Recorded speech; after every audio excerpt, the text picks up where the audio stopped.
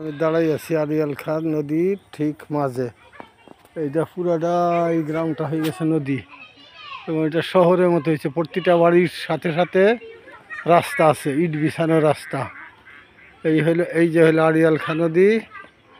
এখানে নদী ওই পাড়তে গেছে, শুকিয়ে গেছে, নদী আর নদী নাই। এইখানটা ছিল পুরা নদী, আমি দাঁড়ানো এই জায়গাও ছিল নদী। এই পুরোটাই নদী ছিল, এখানে সব পানি হয়ে গেছে।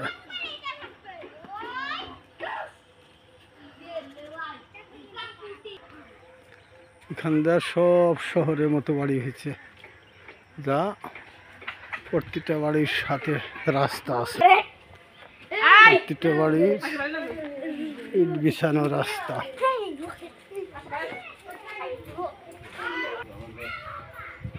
প্রতিটা বাড়ির সাথে ভিতর দিয়ে রাস্তা আছে, গলি আছে। শহরের মতো বাড়ি করে ফেলাইছে এখানে চান্দ্রাবাজার আড়িয়াল খাঁ নদীর ভিতরে। রাস্তা ছাড়া কোনো বাড়ি নাই। এই যে রাস্তা,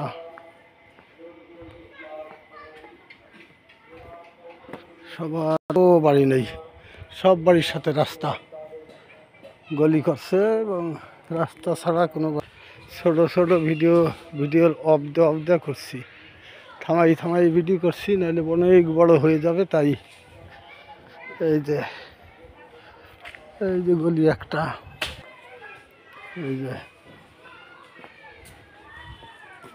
এই যে গলি, এই বাড়ির রাস্তা,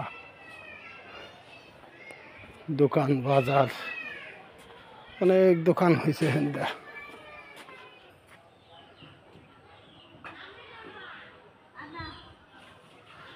প্রায় মাটির সাথে মিশে গেছে। এই একটা গলি বাজারের, এই একটা গলি। আমি এই গলিতে যাইতাছি, ওই গলিতে আইছি, এই গলিতে এখানে যাইতাছি বাজারের। আড়িয়াল খাঁ নদীর ভিতরের বাজার এবং ঘর বাড়ি, শহরের মতো বাড়ি, সব প্রতিটা বাড়ির ভিতরে রাস্তা আছে। মাঠ,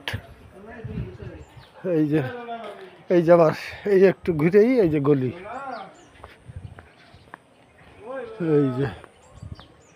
এই যে গলি।